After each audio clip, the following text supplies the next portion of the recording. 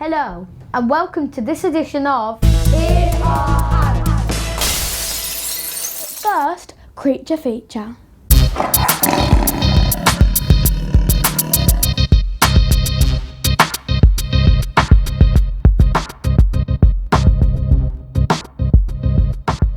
This is the golden-headed lion tamarin.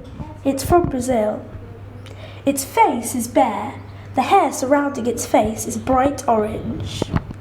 The rest of its body is covered in black fur. Their body is around 25 centimetres long. Their tail is up to 35 centimetres long, which is 10 centimetres bigger than their body. And that helps them to balance on the branches. This is the emperor tamarin. It's got a greyish-brownish body and it's got with white underparts. They are found in the tropical forests, Bolivia, Brazil and Peru. All of these tamarins are endangered because of deforestation to the Atlantic coastal rainforest. Last week we went on a part of the Owl Trail in the city centre. Here is more of what we found out.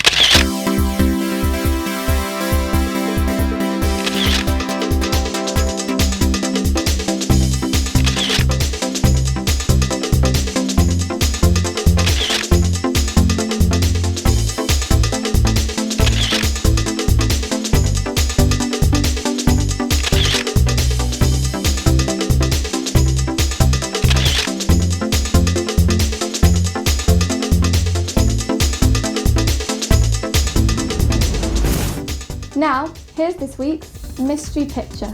Where is it? Well, that's the whole point of mystery picture. Oh. Now, here's some clues.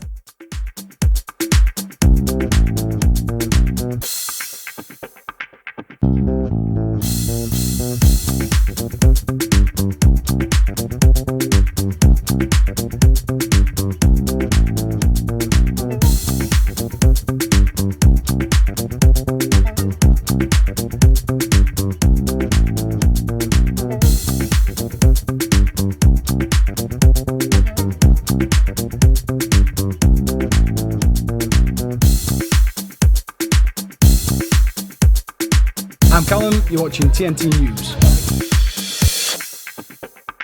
Now it's time for I Didn't Know That.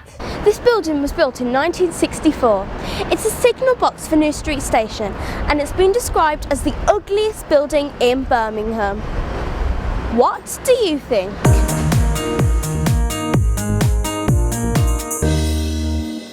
Well, I didn't know that. But here's something else I didn't know. Here's some news with Josh. We recently went on the last old-style Midland Metro. The last of the familiar old-style trams has been taken out of service on the Metro line. We were invited to travel on the last tram, known as the T69. Now onto the old-style tram for the very last time.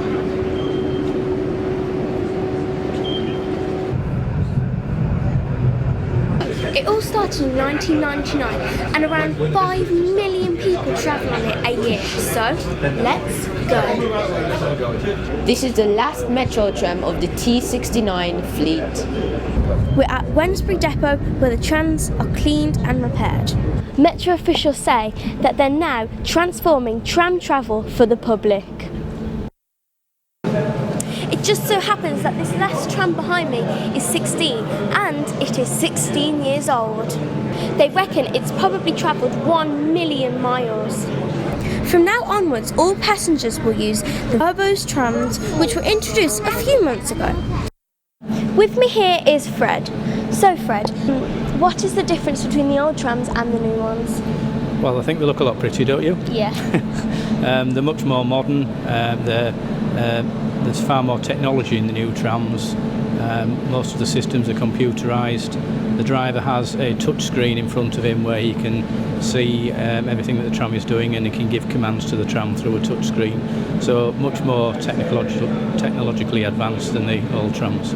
We are in the metro control room, and as you can see, they are monitoring all of their trams.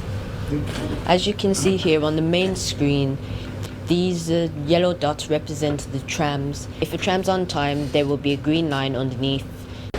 If a train is late, it will be represented with a red line. This screen shows us where all of the trams are at all times. So this tram is just leaving the jewelry quarter. Tram 27, jewelry quarter, over. Tram 27, down to St Paul's, Gymnastics platform 5, please, over. Ones of these are much bigger. They're a third longer. They carry a third as many people. So with all the number of people that we have to carry, we needed to increase capacity. So that was the main reason. And we also have 21 of the new trams, whereas we only had 16 of the old. Now that the red, yellow and blue trams are going, people will be used to seeing trams that look like this. An extension of the line is currently being built from Snow Hill Station. And for now, the line will end here at a location called Grand Central. AJ Lindo, TNT News, New Street Station.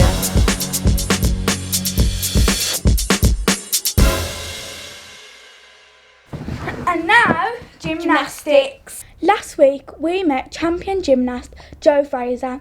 He was so good that we've been back there again. So can you tell us about your coach? How has he helped you?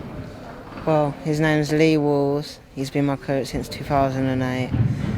Before I had him, I was a recreational gymnast, so I only did competitions within the club, competing against my team members with the club. So once he came, he changed my gymnastics career drastically. He turned me into an elite gymnast, saw potential in me, what other people didn't see. And he's been stuck by me since the first day I stepped into our gym. And I'm really grateful for all the support he's given me over the years. Now I've started to see that maybe I do have a bit of potential, so I've got to keep trying and see where it takes me. Here is Joe doing a bit of warm-up.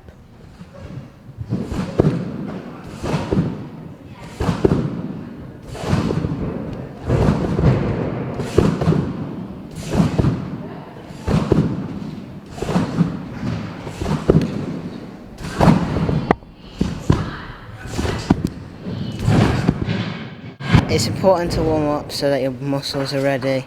You don't want to be pulling any muscles or tearing anything. You have to make sure your body is physically ready, as well as being mentally ready. I'm going to do a quick stretch just so my body's loose, so I'm again physically ready to do the gymnastics later on.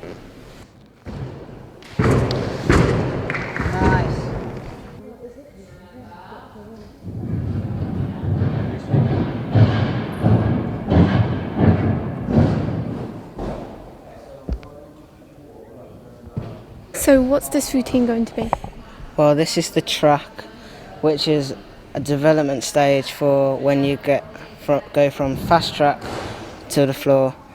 It's the in-between stage, so the floor is quite a lot harder than the track, and the track is harder than the fast track, so it's good to learn your new skills on the fast track, then you develop them onto the tumble track, and it makes it a lot easier to then progress them onto the floor.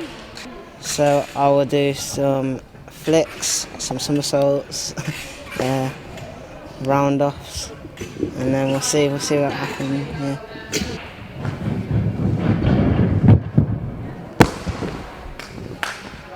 So I started when I was 5, but many gymnasts start from the age of 3.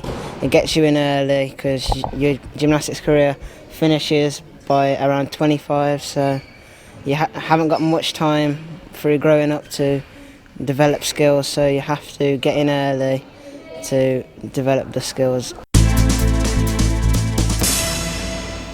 Do you guys know about the Rotary Club? No. Well, you will now. It's a group of people throughout the West Midlands who do charitable events and fundraising. Yes, and this year, Birmingham Breakfast Rotary has chosen TNT as one of their charities. Oh, that's great!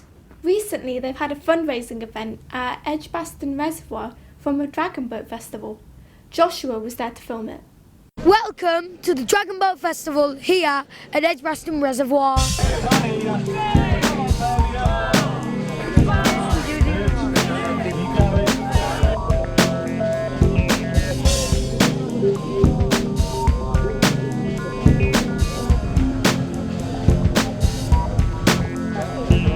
And here they come, Team McLaren versus Team Dotted Eyes.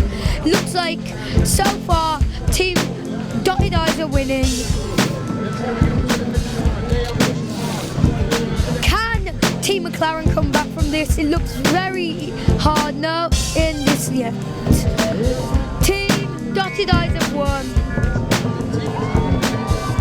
Team McLaren must feel utterly gutted right now.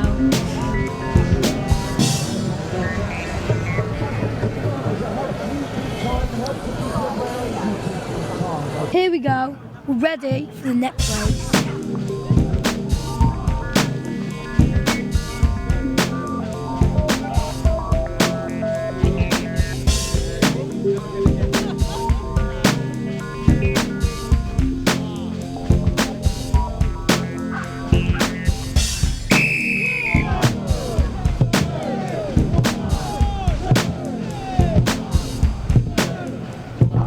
This is looking like a very close race.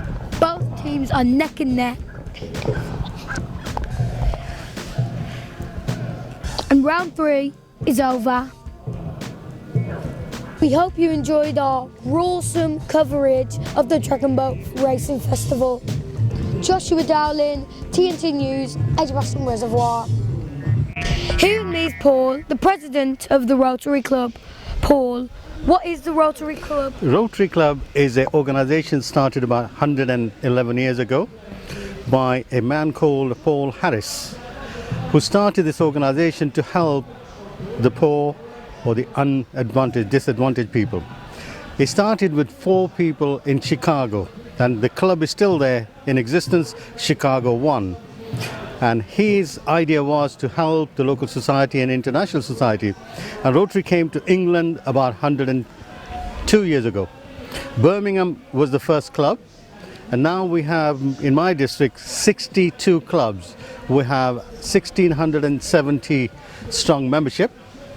And our idea is mainly to help disadvantaged, underprivileged society, and we help anybody in the world. So why did you organise this event? This event is mainly for awareness of who we are, what we are. Get people together, show them what we're capable of, show them what we exactly do within our communities.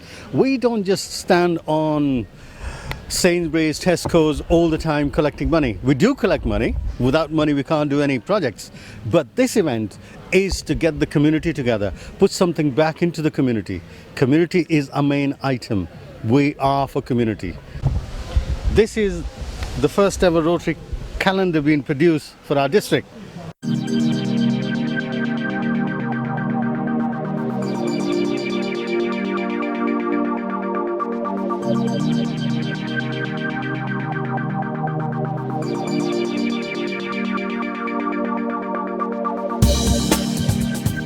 So how can members of the public help you with Rotary? Come and join us. As I said, there are 62 clubs in Midland, in the heart of England. www.1060.org.uk. I have just come back from the Samwell Music Festival for youngsters. Here is a little bit of what I experienced.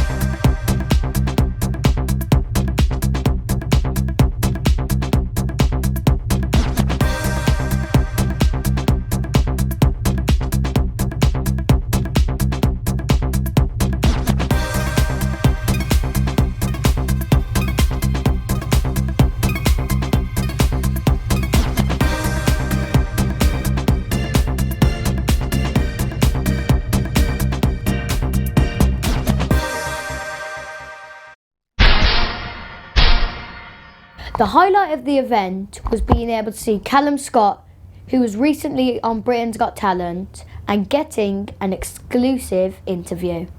Here with me is Callum Scott. Callum Scott was on Britain's Got Talent.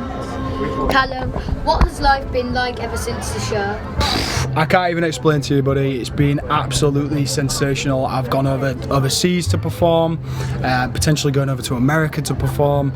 I've got all these things going on. I've got recordings, coming out everywhere, gigging all the time. I'm getting celebrities getting in touch with me and stuff like that. It's cool, man. It's really cool. So, how has life changed ever since you were there? I quit my job. I was working in an office, I quit my job, and now I'm singing full time. Singing is my dream and it's my passion, now it's my job. So I go up and down the country, overseas, just singing my heart out to people, and I'm loving it. Have you got any albums or records planned? Yes, yeah. I can't say too much about it, but I've got a single that I've just done, and we're working towards an album, hopefully to be released early next year or late this year. So yeah, keep your eyes open for that. What was it like on the show? Oh mate, it's an absolute whirlwind of a show. You can't prepare yourself because it's such a huge show, and then you see it on TV and it seems so easy. You just go and you sing and that's it, but it's so much more than that. But it's the best thing that's ever happened to me. So if you've got a talent, go for Britain's Got Talent. Here come some members of the public to get their own autograph. I like Callum because he was on Britain's Got Talent. I like his song Dancing on my own. Because he's nice looking and I like his songs and he's got a nice voice. That's good, yeah. I'm here with my two daughters and my two grandchildren. And I like him as well. He's just good looking. He's fit. He's dank. He's just gorgeous. Anything to do with his singing? He's got a good singer. I went to his Britain's Got Talent audition. Tell us about that then. Simon gave him the gold buzzer and his sister Jade never got through, unfortunately. You were in the audience with him? Yeah. So what was that like? It was a good environment and I was proud of him. I wish him good luck in his career. Nowadays, children just stay indoors and play on their PlayStations and are always on their mobile phones. But years ago, children would be playing out all day, making up games, playing with hula hoops and skipping ropes. And at the seaside, it was all rock and donkey rides. Big Centre TV's local history programme has been looking at how summer holidays have changed over the years. Since the railways reached the coast in the late Victorian times, seaside towns have seen regular invasions of visitors from the West Midlands. These donkey rides at Weston have been run by the same family since 1886. Some traditions just don't change.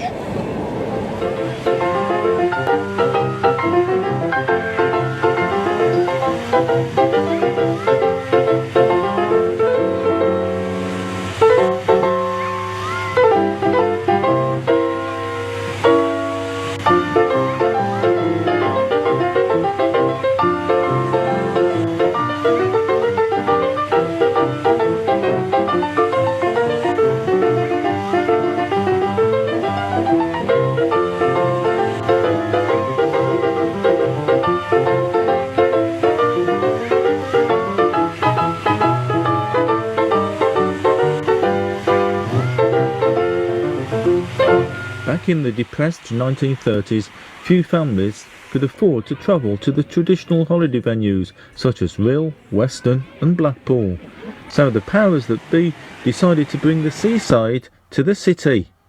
For 6 days in August in 1932, Birmingham held Blackpool Week at Edgbaston Reservoir. Rummies had the chance to sample the delights of the Lancashire resort in miniature. Well, it wasn't quite in miniature because a huge tower was built to replicate the famous Blackpool Tower, and since then the ballroom at the reservoir has been known as the Tower Ballroom. It was built of a revolutionary invention of Buckley's patent universal tubular scaffolding, and the enormous task became ridiculously simple. Apparently, it was built by Messrs Buckley's Limited of the Bolton Tube Mills in Downing Street in Handsworth.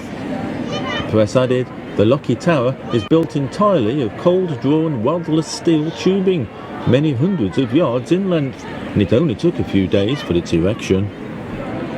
The official programme says that visitors to Birmingham's Blackpool Week will find it instructive and entertaining to scrutinise the Lucky Tower, and the visitor who can correctly estimate its height will receive a cheque for £25 from the builders. Mr. Frank Wilson, the genial and well-known amusement caterer of Redditch, offered Coney Island, entirely under his own management, with the latest rides and amusements. Plus there was one added attraction, which they say should not be missed.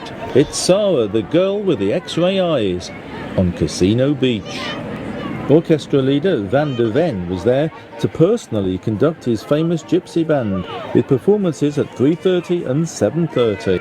You could always, though, just bathe on the shore and wear the latest cooperative bathing costumes, the smartest new styles, all wool new costumes in plain shades for 4 and 6pence, fancy designs and stripes for 10 and 6. Then why not go and meet Vera, the radium girl? Mustn't miss this mystery. Other performers included Fred Klein, famous for his work of No No Nanette, the Rio Sisters, Miss Constant Lake, a soprano who was one of our favourite principal boys, and Tom Wood, who it said would surprise and please with his saxophone. Undoubtedly, though, the star attraction seemed to be Bert Powsey. He dived from the dam at 3 o'clock and 5:30 every day, and made a leap for his life at 10:15 from the tower on the south shore. The programme says he is not content with just high diving. Such a performance would no doubt seem tame to him. He dives from an 80-foot tower, tied up in a sack. Oh, and I forgot to tell you, it's also set on fire before he leaps. And just to add a little more excitement to this particular feat, he dived not into the reservoir, but into a blazing cauldron, which was only 4 feet deep. The local press was impressed by everything that was going on. All the fairy lights, the coconuts, the dodgem cars and the roundabouts. And there never was such a carnival in Birmingham. The fun went on till midnight. The darkness and the magic of 20,000 lamps brought enchantment to the place. The reservoir was a girdle of coloured lights. Its sombre background of the factory stacks was gone, and only the trees were there behind the vivid pyramids and the slashes of electric lights, where music and laughter of thousands made the night merry. The public certainly liked it too, with attendances averaging over 40,000 people per day. And the success of it was so great that the organisers presented a cheque of £1,000 to the Birmingham Children's Hospital.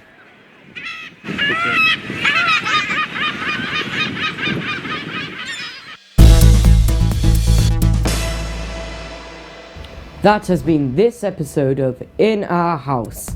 Goodbye and thanks for watching.